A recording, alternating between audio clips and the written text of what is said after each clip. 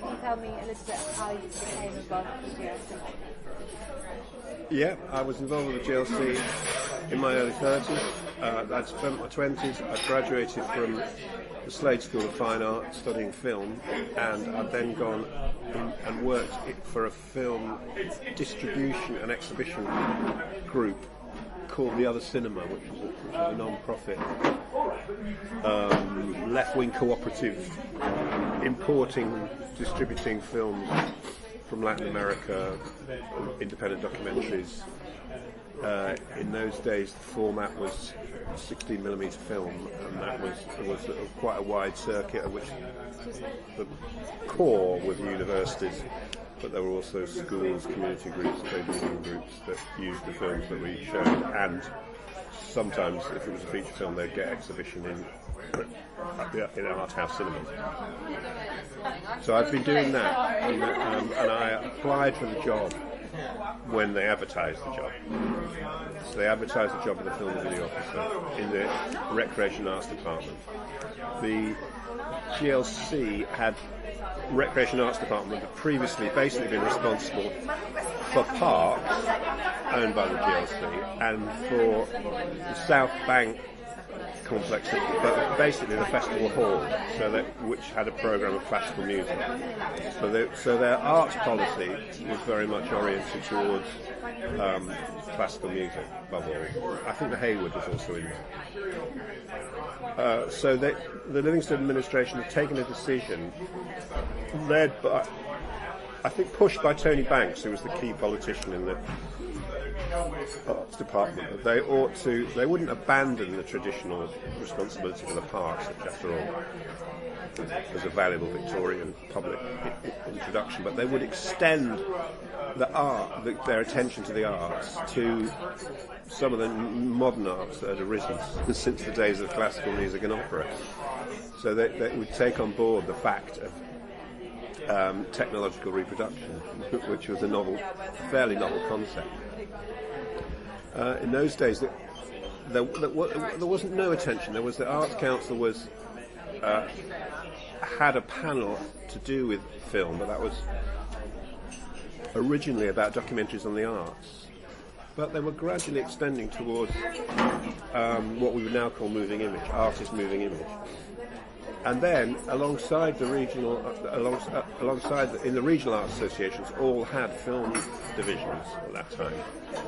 So it wasn't completely novel as a concept.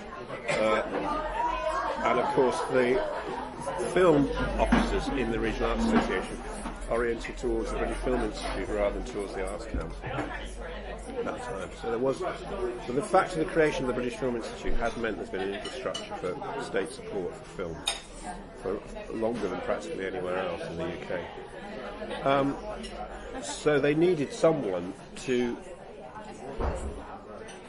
be the local government officer who would be the grants officer for film video. And I applied for the job, was interviewed, and eventually got the job. And started at the GLC in '83, I think. Started there. At that time, of course, we thought it was going to finish in '85. That administration would finish in '85. It was only extended to '86 in order for the Tories to buy time, to abolish it. Eventually. And I wanted to just ask you about kind of what was your remit in terms of the GLC and being video officer, funding things and deciding what projects. How did that work? Well, it was a local government officer type job. In other words, like a civil servant in national government, your work, the direction, the policy direction, the political direction is going to be set by the politicians, and you have to do the donkey work to make it happen, kind of thing. There was also an intermediate layer, what the GLC did, because when I got to the Recreation Arts Department, the head of the director of the Recreation Arts Department was a rather eccentric member of the House of Lords called Lord Burkitt. Lord Burkitt, whose father had made his name as a kind of crusading barrister, I think in the Nuremberg trials. And anyway, Lord Burkitt, had been kind of Wardour Street producer for some of his time. So, funnily enough, he although he was quite a traditionalist, he was not unsympathetic or ignorant about film as an art form.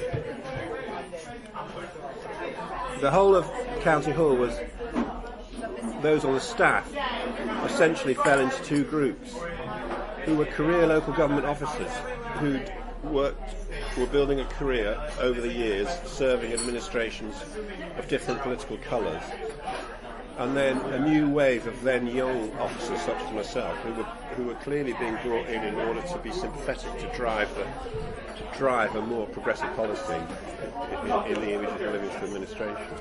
So there were quite some tensions within the workforce, because there were more conservative lifers, and there was a new wave of officers. So in handling that is quite an interesting side of any progressive local government takeover in the future needs to be able to handle that contradiction in your workforce. Do you have any stories about that, or any kind of examples of how that played out? One of the most interesting examples was in the affair of the rat. And rat was racism awareness training, because of course amongst the new staff being brought in there were a lot of black staff, and they and the Livingston leadership, and of course numbered Boateng as a black Londoner amongst the politicians, Paul Boateng, were worried about residual racism within the lifers of the organisation. So they thought to tackle it by sending everyone on racism awareness training.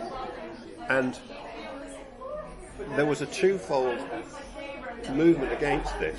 The conservative lifers didn't like the fact they were being sent on racism awareness training and thought it was patronising. But the black workers thought it was patronising as well, because they thought it made the issue of racism a matter of individual opinion. You had to somehow change your opinions. Whereas they said, we don't give a shit what people think, we just want fair structures.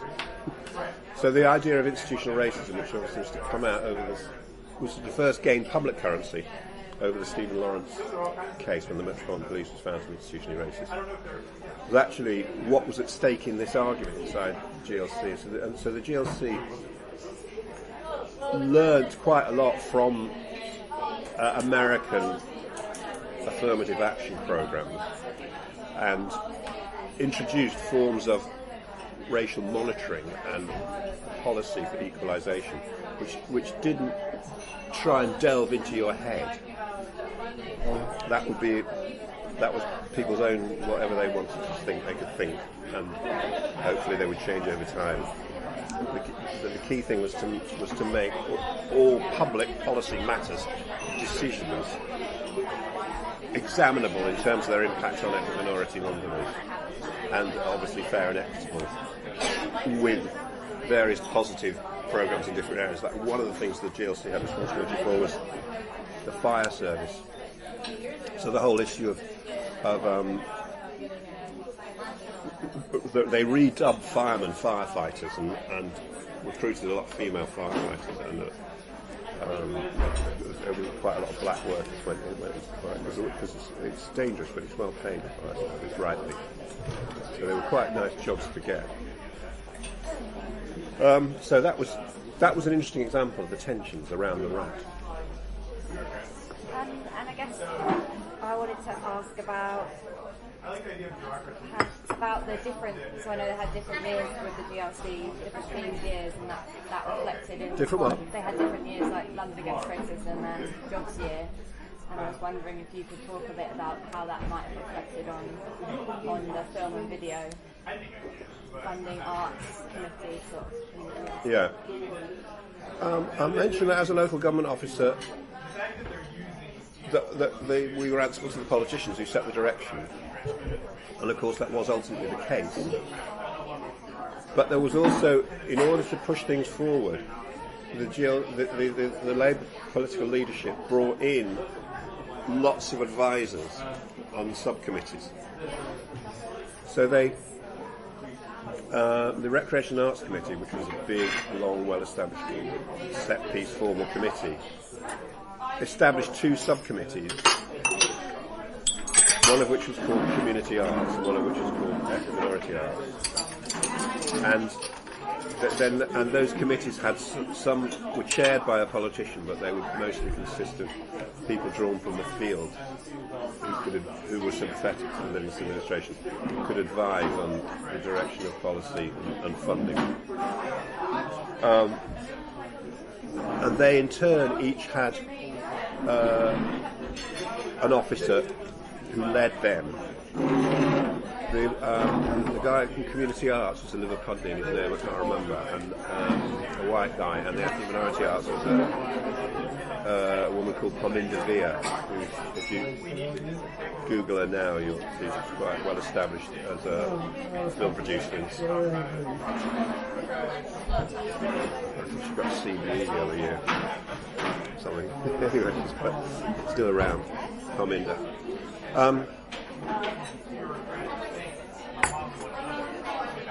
And we were all answerable to this Lord Birkett ultimately because of that sort of myth of convention that if you anything that we wrote or said went in the name of the Director of Recreation and Arts. What was the question you were asking me? Because I don't think that quite met that. I was sort of just talking about, I guess, the sort of identity or social politics that the GLC focused on each year, and then any examples you have of how that changed what you were doing, or how you maybe talk about the videos or film that you decided to have, the projects that you worked with.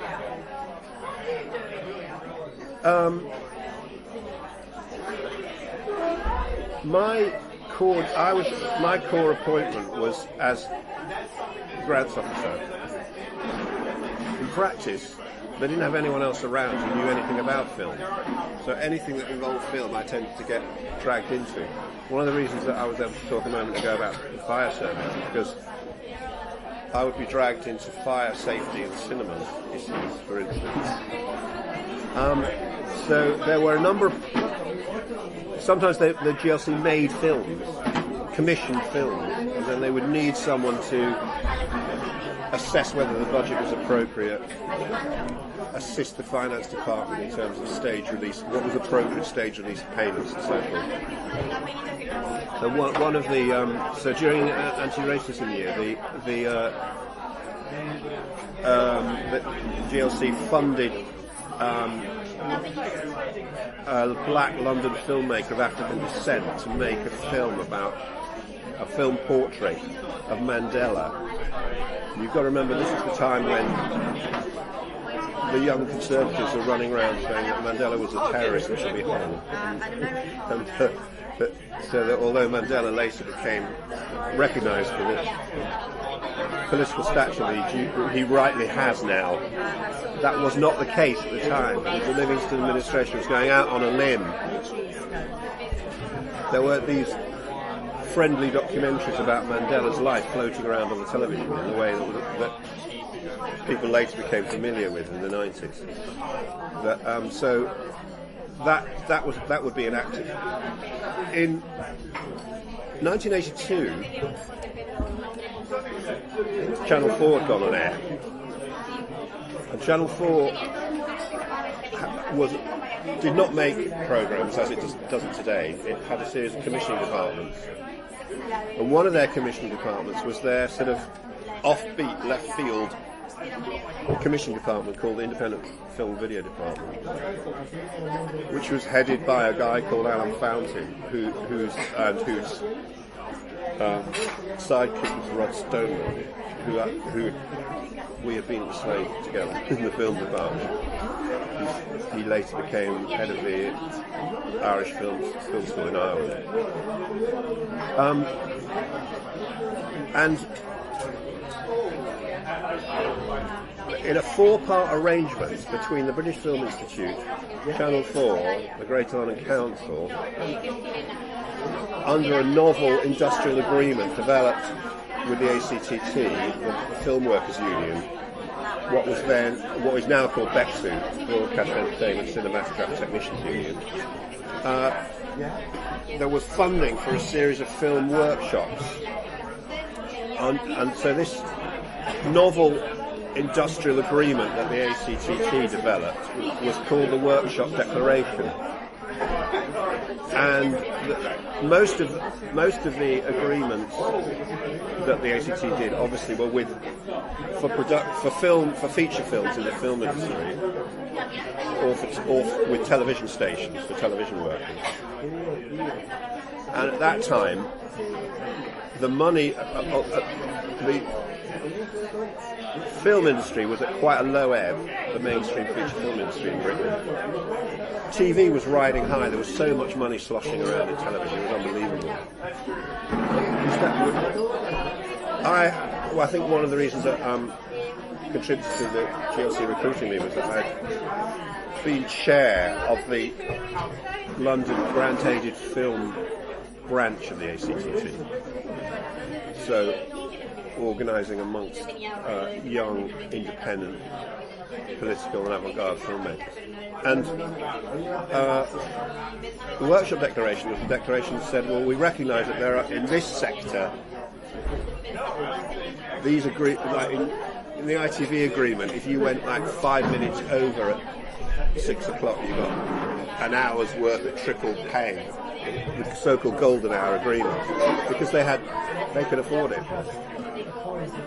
But obviously that kind of money was not around in the independent film sector of penurious young progressive filmmakers. So the Workshop Declaration was the agreement that the Regional Arts Association, the British Film Institute and Channel 4 all signed up to, which they would, and if you got funding, you got funding for, you weren't being commissioned to make a film, you were being funded to work as a filmmaker in your community with a group of, so you had a minimum annual wage was met for a group of 4 of you operating in a non-profit, if you established a non-profit cooperative. So,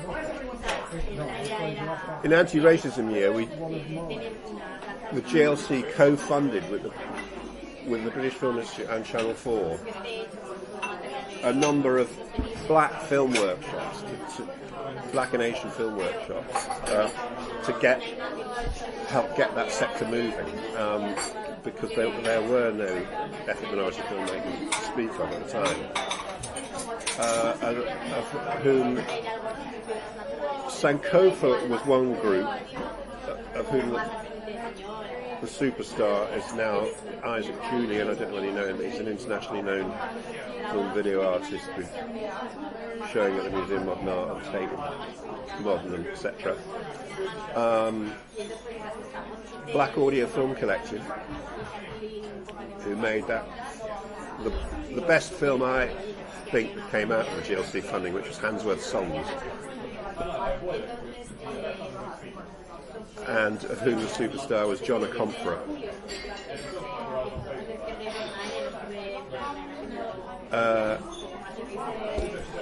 And then there was an Asian film group which never attained anything like that.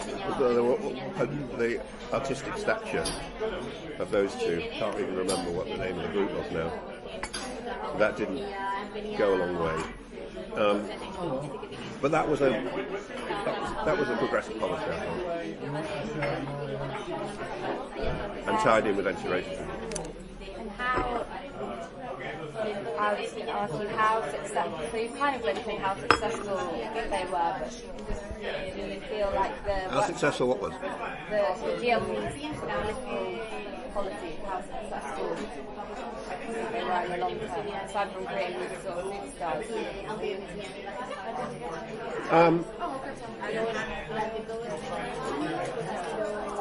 Well, I think it played a progressive role as a midwife in terms of the transition that we now see come to fruition between, because by the end of the 70s, the film industry and the television industries were pretty much completely closed industries. The film industry wasn't up to much anyway, because the heyday of rank and all that had ended, and there was a generation of young trustafarians who would make a vanity feature film occasionally, and that generation that came out of the ad industry, led by David Putnam and Alan Parker, what's called Alan.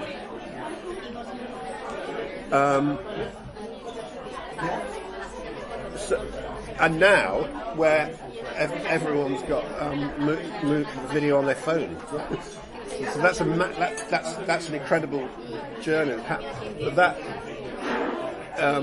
intermediate phase, which was beginning to democratise the medium actively, not in that passive consumerist way that everyone's got it on their phone. No one knows how to use it or what to do with it. But that idea of establishing facilities so that most inner boroughs, anyway, inner city boroughs, young people could have access to equipment and facilities, and that was a really important role that was played at the time, because that was a key. There was partly funding these groups, but there was partly funding facilities in different parts, and sometimes the two would go hand in hand. So that, say, Four Corners Film in East London,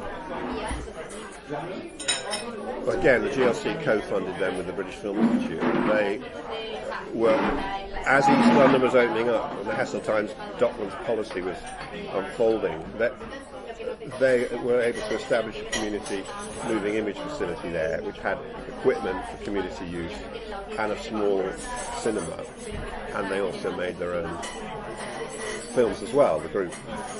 So that model which was a progressive model, I think. The GLC did also contribute to supporting some of the independent cinemas, most notably the Rio Cinema in Hackney, which received GLC funding, and the Phoenix Cinema in Finchley, which I think was really because it was in the constituency of one of the leading politicians. I think that's why that got money. It's still going though, isn't it? Like the oldest cinema. Yeah. It's a very nice cinema. So that was a good example where it was opening out into, it wasn't just film, it was cinema as well. It was opening out. And so I got dragged into these ancillary areas as well, including the Greater London Enterprise Board. And the Greater London Enterprise Board had a distinct remit, which was part of jobs. It was an arm's length board of the economic division of the GLC, which again was a Livingston administration idea. The idea that a local authority should actively try and develop the economy and employment in its area was fairly novel and not approved by Thatcher.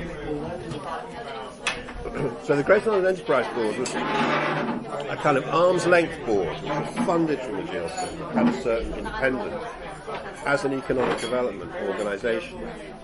And they, again, progressive for its time, the GLC acknowledged what was now become called the creative industries, and is now recognised as an engine of jobs, growth and prosperity for London and for the wider United Kingdom. And again, at that time, that was a novel and innovative idea.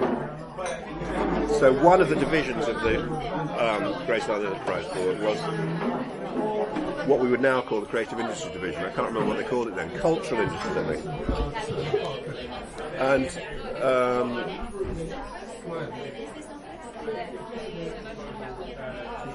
two key figures in that was Ken Warpole, he's called. I don't know whether you know him. He's has been associated. He's an author, still publishing, Hackney, very much Hackney based, but had worked with, had a community reading and writing bookshop project in Hackney, and a woman called Lisa Pianese, who's also a successful published author. You can Google her. And their policy was very much influenced by the thinking of Professor Nick Garnham, who was a professor of media studies at the University of Westminster, or Central London Polytechnic as it was then. And he argued that in the cultural industries, real power rests with editorial and repertoire, so that there are always lots of young would-be artists, writers, singers, musicians, whatever. Only a minority are going to make it. And it's the people who assemble the repertoire, whether they're A&R men in the record industry or whether they're editing a magazine, putting elements together, or nowadays it might be editing an internet site, where that was not foreseen at that time. In TV, he said it's assembling the schedule. That's where the power in the industry lies. It's the selective editorial. So the policy of the Greater London Enterprise Board in relation to creative industries was to go for that level of support, like Virago, for instance, in women's publishing, would be a good example where that attractive support became part of the economic policy for the GL. So rather than, so if they wanted to support a young female writer, they'd use the grant system through the Recreation and Arts grant subsidy. But if it was seen as an economic development, that would be you'd come in at the level of publishing. So that a number of progressive film distributors was where the Greater London Enterprise Board Creative Industry Division intervened in the film field. So we don't run out of time. I was going to ask you about, I guess, about when you knew the end was coming and kind of how that played out and what that meant for what you were doing in TLC and everything.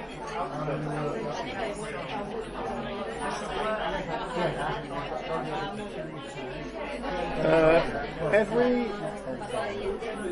report that was developed that went to committee had to be signed off by the finance department and the legal department, which was its standard local government practice. But the legal department had a problem because the GLC was forever stretching local government powers. They were right up against the limits of what. There was some tortuous legal justifications saying that the GLC had the legal power to do this, that, or the other. And in the finance department, you've got to show that it's good value for money in terms of the number of rate payers or Londoners. a number of citizens things benefit. So again, some of those people are stretching figures on that phrase rather. if there were pet projects that were going to benefit a particular section of the community in a particular borough, then the finance department might say that's not good value per pound. And then the other novel thing was that every report or activity had to be signed off by the women's unit and the ethnic minority unit to say that it was satisfactory in terms of equal ops. And nowadays, in quite a lot of institutions, in government or like in the universities where I work now, that's not a novel idea. But again, it was a novel idea at that point. And so at that time, the tensions were because the finance and legal pulling in a conservative direction, not saying, well, are you sure this is legal? Are you sure it's good value for money? And the equal ops unit, the pulling in it, is very, what was then a really progressive direction. There was a tension there all the time that as the grants officer on the ground trying to write the reports, I had to resolve that somehow to get the thing, because the politicians were screaming, where's this, we want to fund this thing, where's the report? And all the time, and this is one of the reasons the legal department was so careful, is because over the river, Lady Porter, who was an extreme right-wing politician running the Westminster Borough Council, she had a section of her legal department scrutinising everything the GLC did, waiting to pounce to prove that it was ultra vires, and they did try it on a couple of occasions, taking the GLC to court, saying they couldn't do this and they couldn't do that. So there was always these writs flying across the river, they were being watched what you did all the time. The fundamental reason that the GLC was a success, I think, well, not the fundamental reason, that's a bit glim. The fundamental reason was because it was going in a political direction that was recognised by hundreds of thousands of Londoners as being the direction they wanted the capital to go. And it was obviously a stark contrast to what the Thatcher regime was doing. So, over the river opposite, we were opposite the House of Parliament, we would have receptions on the terrace on the outside of the river, and you'd look over and see the receptions on the terrace over from the Palace of Westminster. But you'd go to the canteen, and there, sat in a huddle, would be Ken Livingstone with Arthur Scargill and Jerry Adams plotting against the Thatcher administration. But what some has been overlooked, I don't know whether this has come up in the interviews you've been doing, is that the Livingstone administration, the first Livingstone administration, was elected on the basis of, again, which rang a bell with hundreds of thousands of Londoners, on public transport, making public transport quick, efficient, cheap and affordable, which has been continued throughout, which Livingstone did when he returned to power. Sadiq Khan is now really conscious of transport policy, the night tube policy, which actually Johnson wants to claim responsibility for the night tube policy, doesn't he? But it's actually only Sadiq Khan who's made it work. So the Livingstone administration came with a fares fair policy, which was a policy for making public transport affordable by massive transport subsidies. And they set the rate to pay for this policy. They were then taken to court, and the court ruled that the policy exceeded their powers and they couldn't do it. So they got massive kudos amongst Londoners for having had a go at making a cheap, efficient, fair and affordable public transport policy. It's obviously crucial in a dense city like London. They got the political kudos for that, but they never had to pay for it. But they never changed the rate. So they had, and then, although they were abolished just about the time of the Big Bang, it was already go-go years. Thatcher Reagan years. It was go-go years for the city were building up. So the rateable value of city property was shooting up. So they had money pouring in from a rate set to pay for a transport policy they couldn't pay for, and far higher rates coming in from the city offices than they'd ever expected to get. So we had more money than we knew what to do with.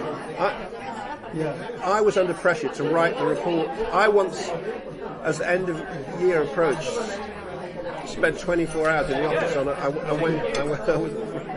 I went there on a midday Saturday and left Sunday evening, and to write all these reports to get them ready for the Monday to get the money out the door.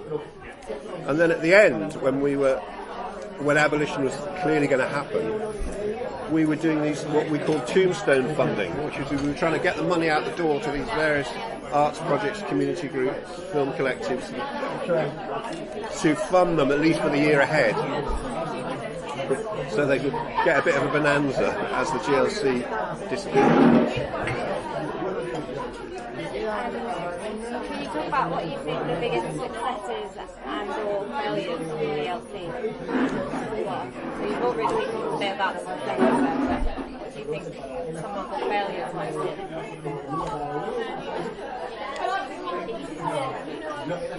Well, the failure was obviously, it was a straight political defeat ultimately.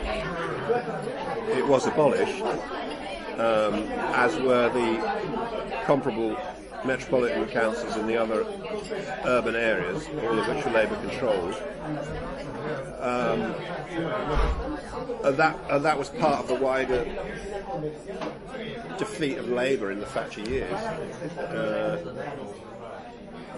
where obviously the Labour movement was comprehensively defeated.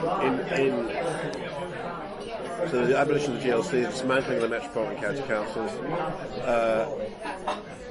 In the early 80s, she smashed the steelworkers, and obviously in this period, one of the things that we knew sealed the fate was when the miners went back to work in early 85. We knew that we were never going to win it then. And you can see retrospectively more subtly how, because the Big Bang unleashed forces which would destroy all the building societies and all the mutual organisations that the Labour movement built up were destroyed. Ones that never know, the most abused word now, football clubs. These premiership, massive multi-million businesses, which bear not a single resemblance to a club, but which is what they genuinely were. Originally, they came out of the working class communities, created sports clubs, built them in the late 19th century. They were clubs, they were mutual associations.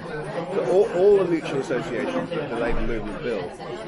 I mean, the last one that's dying now, breathing its last gasp, is obviously the Co-op Bank. So at that time,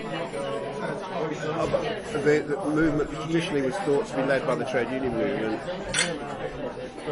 Livingston pointed out that there were other institutional bases that it was possible to capture, which was, and it wasn't completely novel, because obviously Morrison had done the same during the wilderness years of the 30s of the Labour movement.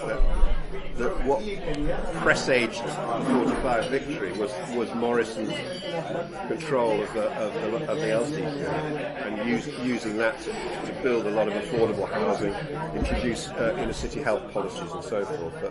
That Mandelson's grandfather, was he? Great uncle, I think he was.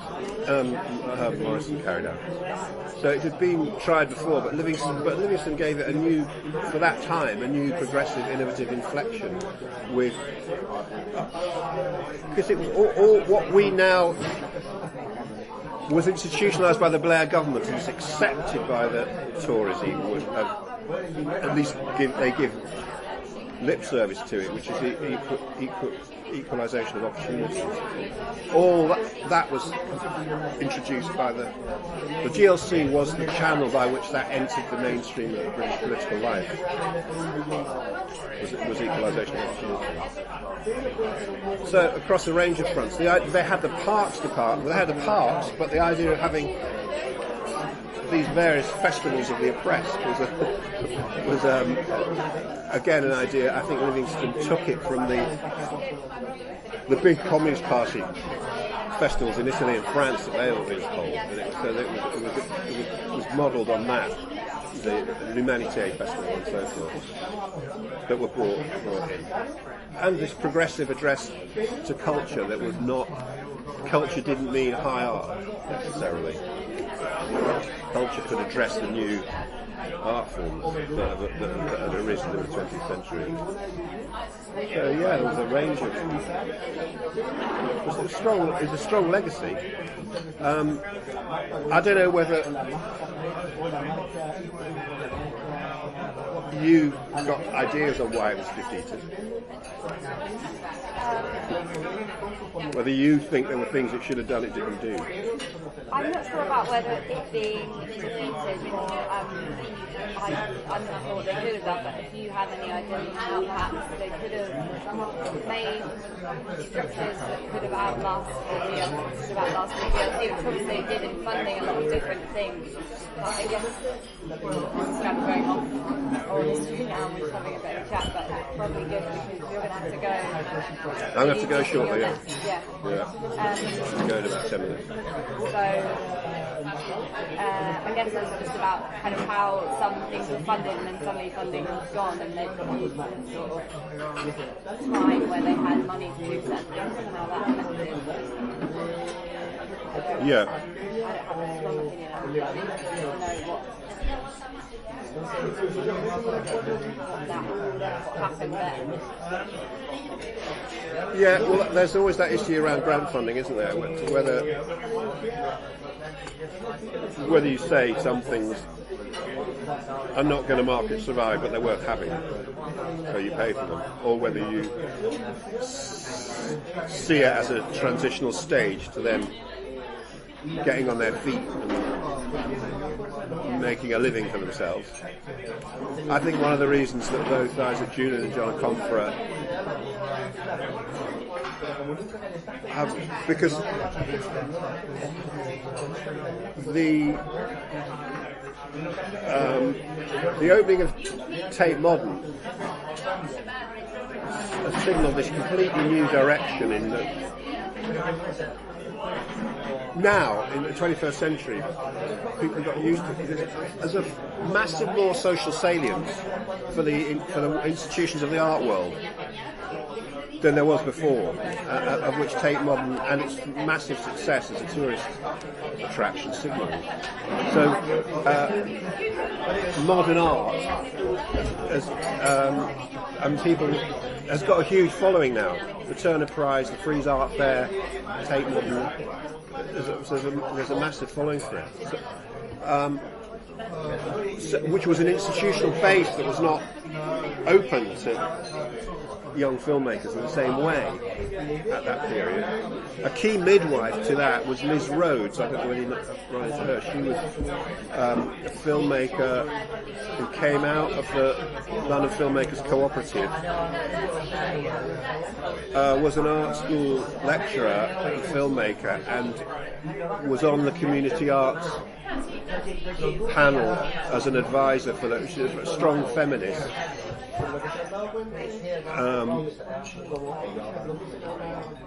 And so that idea was very much associated with her. So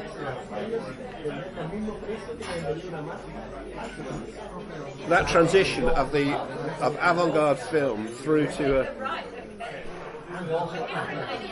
some taking up to try and find a feminist art forms. And then the wider social salience of the art world means so that's given people institutional bases in which to survive. But most of those are predicated on the assumption that it will always need subsidy. That's not usually questioned nowadays, at least in the advanced industrial nations. So Germany, America, France, they subsidise art. They don't expect people to be able to make a living on the open market. Just before you have to go, can I double check the name spelling from you? So the head of the community arts committee is saying, or was it talking about the ethnic arts committee? Ethnic arts committee. What the? Yes, she wasn't the chair of the committee. I can't remember who chaired that now. She was a paid. So she was at Parminder, Parminder, via VIR. So she was a paid ethnic minority arts advisor. Worked in the next office to mine.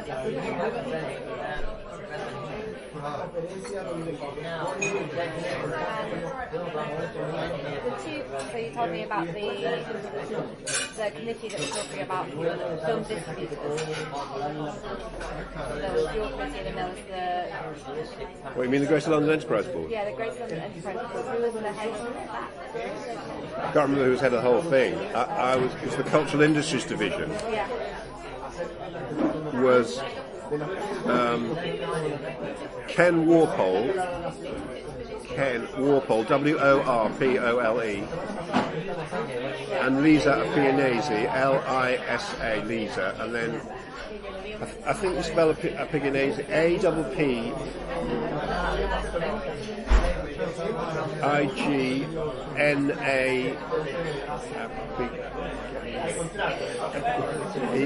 something like that.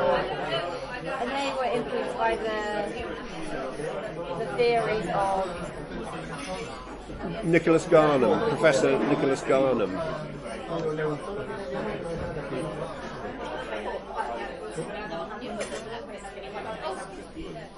He was a rather fierce Wickhamist. Okay, that's great. I just wanted to make sure I feel like doing a sure, transcript. Yeah, sure, yeah. Okay, I'm going to stop the recording.